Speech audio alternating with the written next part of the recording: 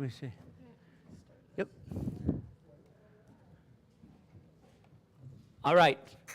The title of today's message is The Lion Roars. How many of you ever see a lion before?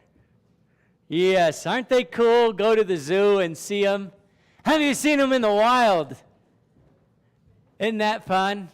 Going to see them? It's a little more unnerving. You know, we don't have the African lion here. We have mountain lions. But it's very interesting because lions are lions nonetheless. But the African lion is specifically talked about in the Bible. And this lion is no slouch. We know it's a big cat. We know that it's capable of doing a lot of things. And so I want us to keep in mind the lion and what the lion does for us. It says in Psalms chapter 18, verse 2, looks like I lost my place here. It says, "The Lord is my rock, my fortress, and my Savior. My God is my rock, in whom I find protection. He is my shield, the power that saves me, and my place of safety." God is my lion, the Lion of Judah. He takes care of me. He protects me. Now, we can see animals in the animal kingdom that take care. I always love our little hens when they hatch chicks, especially like my little banny hens. Those little hens they don't care if you're 19 feet tall. They're like, "Don't you touch my baby chicken." And they'll take on anything. They're ready to go. They're that mama that cares, and they'll go to battle. They'll fight for anything. And I've watched them take on dogs, and I've watched them take on cats, and I've watched them take on me, as they don't like anybody messing with their babies. And you have the same thing with cows. You have some cows that are nice, and then some cows that you keep the calf between you and the cow for very good reason. My grandpa had this cow, we called her Meanie. Any guesses why? And so we tried to get Meanie and move Meanie and her calf just so that way you can do things, because Meanie was so protective for the first few weeks of her calf that she would take anybody that came anywhere near it. Excuse me. And my grandpa asked me an ear tag calf that she had. And Meanie was clear on the other side of the corral. So we got this. Ran over there, got the ear tag, kind of fiddling with it. The little calf just says, "Maa!" And that's all it did. And that cow was common snot coming out of both nostrils, and she's ready to go fight, and she's on the prowl. And Meanie helped me right over the fence. She was very nice. She took her head, and she just lifted my hind end. I bet I was 15 feet in the air. Thank God I landed on the haystack. But she didn't mess around. But still, a cow is limited in its strength. A cow is limited in its power. So when we think about that, it helps us to realize that a lion is supposed to be the king of the jungle, the king of the animals. If that's the case,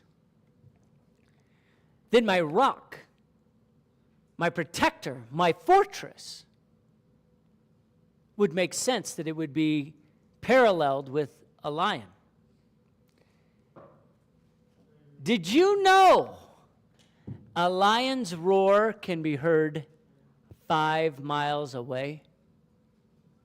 5 miles away. That's a commanding presence. And you know what? I'm going to tell you something. So I was jacking around with the girls. I thought it would be kind of funny to play mountain lion roaring. You know, around here, the mountain lion has that cry, that real crazy cry. So I found a mountain lion crying on YouTube. And I took it outside, and I was playing it for the girls to kind of mess with them in the dark, the loving father that I am. And do you know what it did, though? It brought a mountain lion as we got up the next morning to a half-eaten goat. So we don't goof around like that anymore. So when you hear that a mountain lion can come from miles away, or a lion's roar can be heard from miles away, I want you to think about just how intense and powerful that is. I mean, that's ground shaking. That's earth shattering. the lion has always been the symbol of strength and courage and royalty in all of these different cultures throughout history, right? And they always appear to be this strength and this magnificent thing because of what they are. You remember a few years ago, we went as a family to Africa, and Bree went to go to one of the Green Garden schools that was in Rongai, and a lion had eaten a person just 2 weeks before that. So I made sure not to tell Bree until after she had got there. She was kind of disappointed with me. She's like, these things are dangerous, and you just leave me with the kids at this school? I'm like, well, it was only a fluke, and it was all these other things that, but, we get concerned. Do we not get concerned? And so you have this lion that is so powerful, so strong, and we want to liken to the lion roaring of what God does for us. So if you look at Isaiah chapter 31, verses 4 through 5, it said, but this is what the Lord told me. When a strong young lion stands growling over a sheep it is killed, it is not frightened by the shouts and noise of a whole crowd of shepherds. It doesn't budge. It doesn't move. Nothing is going to stop it from its mission. We get caught up in our frustrations of life and our everyday trials and tribulations, and we all have them every week. That's business. That's the cost of doing business. We're going to have trials. We're going to have battles. But the lion, he's on a mission. The Lion of Judah protects us. The Lion of Judah guides us. And he is focused. And you can clap all you want and bang pans together, and you could say everything you want, but that lion is honed in on its prey. And we lose track that our God, our Savior, is that big, that powerful, that strong, that he is focused on the mission. He's not going to be swayed. He's not going to be taken out. Lion's claws are 1.5 inches long. Imagine that. Nice claw like that. Their bite alone is like 650 pounds per square inch. One bite snaps your hand off. It's legitimate. That's not fun. Imagine this lion on a mission for you, watching out for you, not backing down for anything. And everything in the jungle can hear him from 5 miles away, can hear him roar, can hear him say, I am the I am. I am the first and the last. I'm your God. I'm here to protect you. I'm here to take care of you. And we could get all caught up in the little things and lose track of the very thing that he's doing for me. He's on a mission. He's on the prowl. He's hunting down. He's not going to back down for anything. The stamina that lions have, the speed they can run, they're not like, oh, well, it ought to be fun to try and catch myself a wildebeest, a zebra. Imagine taking down that kind of an animal with the strength in their jaws. And we have these battles all around us. We see these major things happening all around us. And we go, oh God, if you would just show up. Oh God, if you would just help me. Oh no, he's honed in. He's on the prowl. He's focused on the mission. And he's going to take care of us. And then it says, verse 5. It says in the same way, I'm still in 4, so let me go on. In the same way, the Lord of heaven's armies will come down and fight on Mount Zion. The Lord of heaven's armies will hover over Jerusalem and protect it like a bird protecting its nest. He will defend and save the city. He will pass over it, and he will rescue it. He's not just here for a little thing. He's not just here, well, take Phil and have a ball. He's taking care of business. And going back to that banny hen. You ever make a banny hen mad, pick up her little chick? Well, boom, she's hitting your leg. She's flapping her wings. She's doing everything, pecking you. She's going to do whatever it is, and she's going to peck you to death if it takes 6 million tries. She's not backing down for nothing. And our God does that for us. Sit there sometimes and you just feel like you're all alone. You feel like you're crying out and you're like, God, what am I going through? Why is this happening? Where are you wanting me to go? What is this doing? All I feel is the attacks of this world. And then we forget, wait a second. We've got that little chicken just going boom, boom, boom, boom. In the spiritual, it says in Ephesians 6, we just did this in Bible study this week, right? It says in Ephesians 6, we wrestle not with flesh and blood, but rulers of principalities of darkness. We're dealing with things in the spiritual realm we don't even see.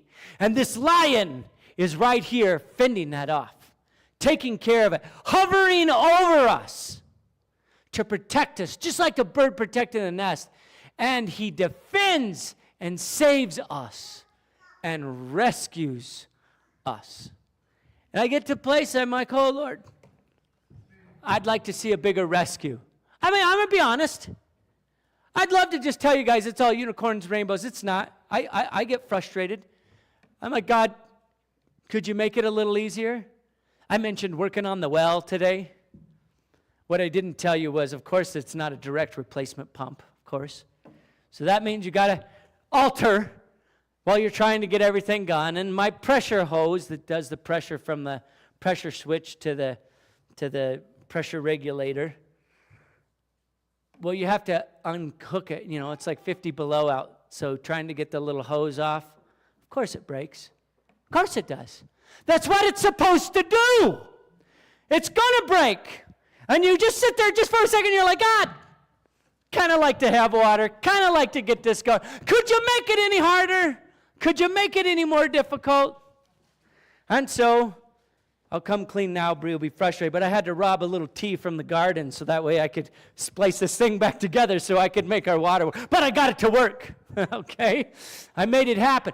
But we have all of these little things. That doesn't mean that God abandoned us.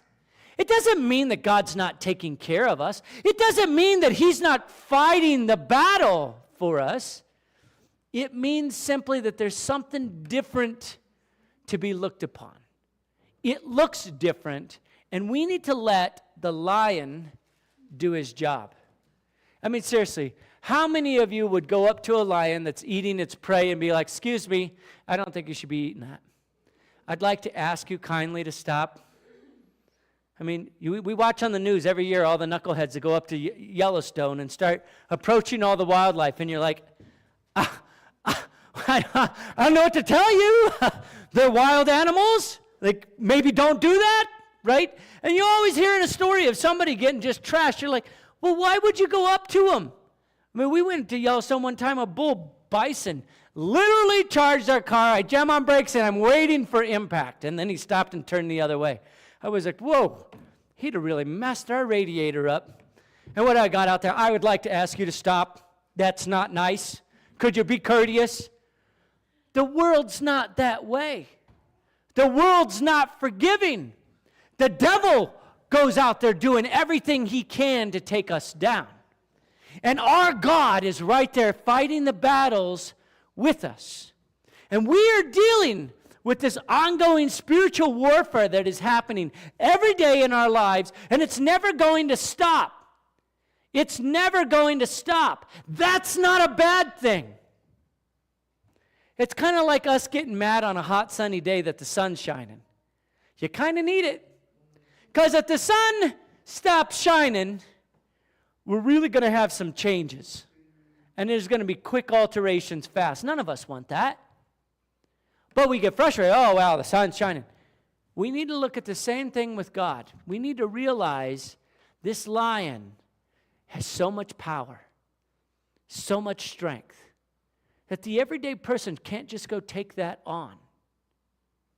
Do we realize how much greater that is than any other animal? Well, take a gorilla, take it to go chase down the lion, see how it does, right? Everything has respect for the lion because of its ability. Its ability to take down its prey, its ability to take down what it is focused on. And we can appreciate that. We can appreciate the very thing that God's doing. But then what we have to do is then allow ourselves to be protected by the lion. And that's one of those things that I think we kind of get distracted on, because when we want to think about protection, we think about what we can do. But when we think about protection, we need to remember what God can do. Because, whoa, that didn't work out, I did it. Because the protection that God can do is exponentially different. The lion can take on the zebra. The lion can take on the greater things. We can't. We need the lion to take on those battles for us. We need the lion to go forward. Right? It says in Psalm 23, right? He goes before us in the presence of our enemies. What does that mean? The lion's ready to walk into the battle ahead of us and take it on. Now, how many of us have dogs? We know what that's like. Had our dog, rest his heart, my Snoop Dogg, 2 generations ago. Now here I'm at Noah. I had Snoop Dogg, then Lucky. No, that's 3. Then Max, and now we're at Noah. Snoop Dogg, Lily was like 3. The twins were babies. We didn't know about Haley yet. Okay. I walking down the end of the driveway because UPS has dropped off a package for us. All excited about a package. And I get toward the end of the driveway, and what do I find there but a rattlesnake? It's not a little rattlesnake. It's about 5 foot or better. In fact, it's one of the biggest rattlesnakes I've ever seen out here in my life. It's a big one. I said, I need to take this thing to work. I need to give this to my sergeant. He's going to want this rattlesnake. This is going to be good. So I did what any smart human being would do. I said, Bree, bring me a bucket. She says, you're an idiot. It's a helicopter ride.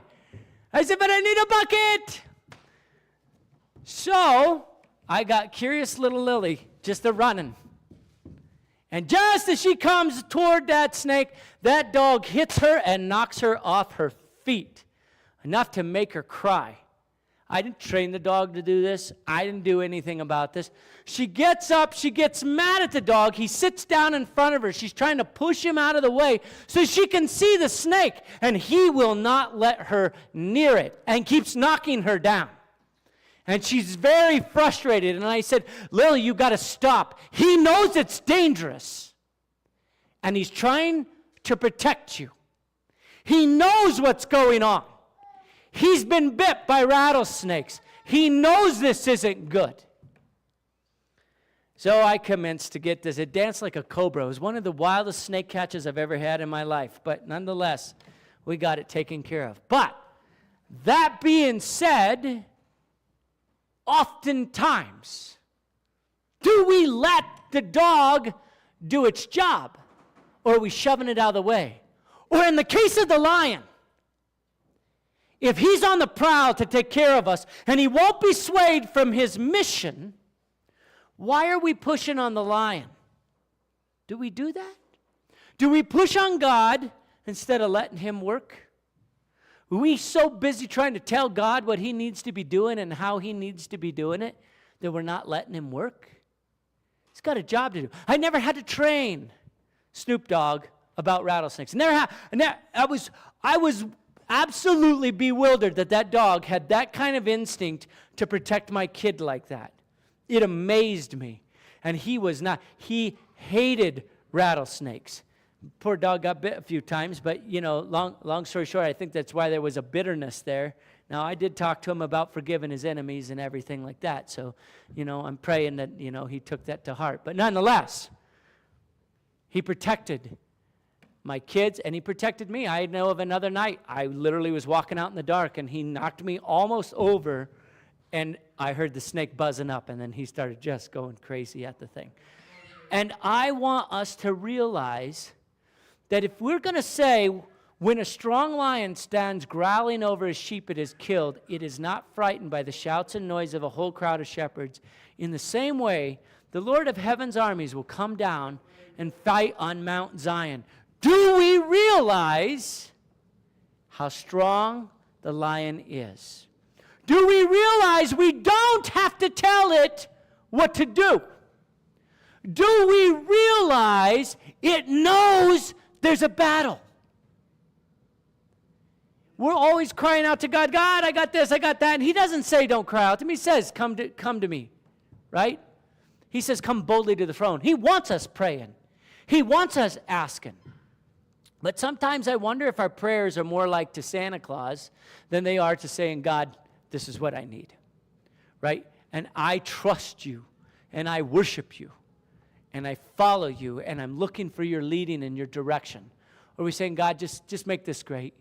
Give me a BB gun for Christmas. This is what I want. You'll shoot your eye out, right? No. Instead, we have to focus on what is this lion's job and what is he doing? And do we think he's not honed in? Do we think that he's not doing his job? Or do we realize, oh no, he's absolutely doing his job. I don't have to teach him. If he's the God of the universe who created you and me, now hear this. If he's the one that created us, he knew us before we were born, he has every hair on our head numbered,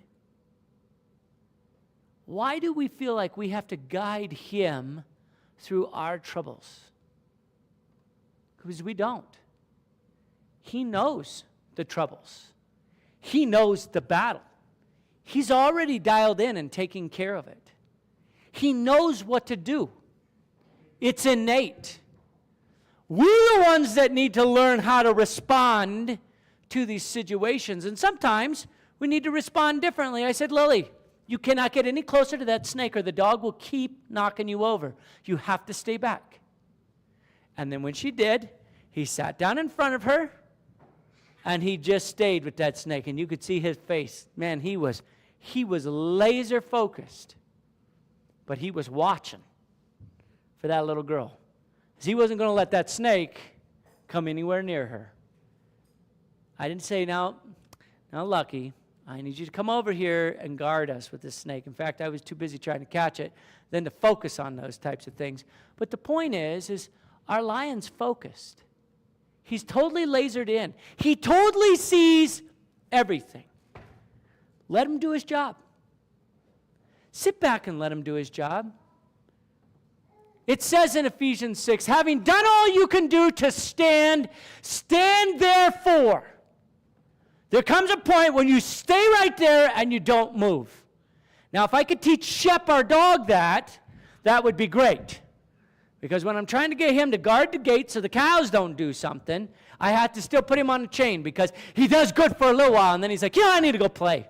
And then he just takes off, and then the chain hits, and he's like, oh, yeah, I'm over here. I got to stay focused, right? He's a little bit different. He's still working on his focus, his skills. But they're coming in. By the time he's 15, I think he's going to be a good cow dog. But nonetheless, we didn't have to do that with our Lion of Judah. We don't have to do that.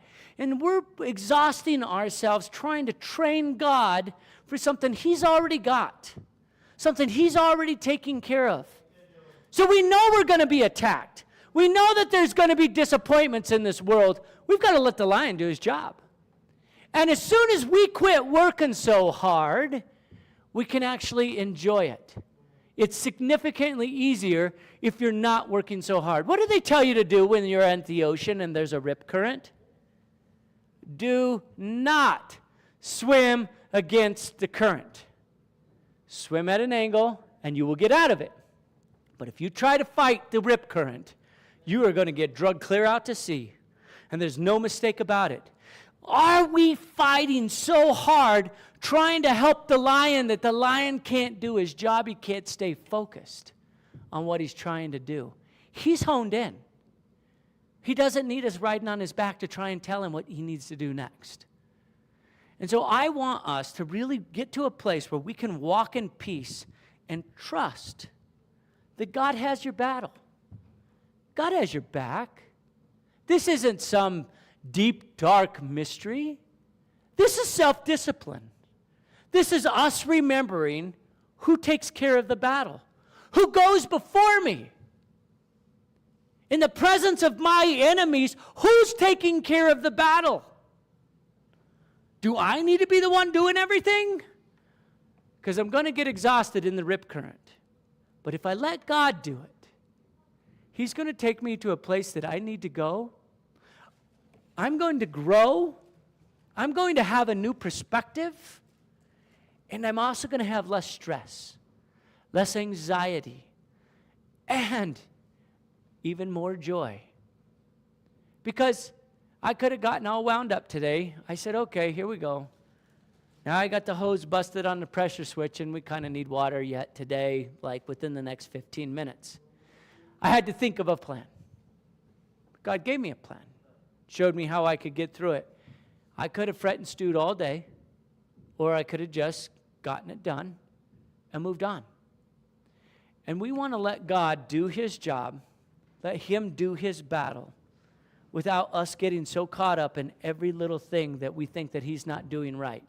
Imagine what I would have done with that dog with Lily and the rattlesnake if I said, no, I want you to sit over here. He had it figured out. I didn't need to do anything. Just let him do his job. And when the lion roars, the whole jungle listens. Remember who our lion is. And when he roars, every knee bows, every tongue confesses. Jesus is our Lord. Will you please stand with me? I want to say a prayer and a blessing over everybody today. I want you to be able to allow the lion to roar and do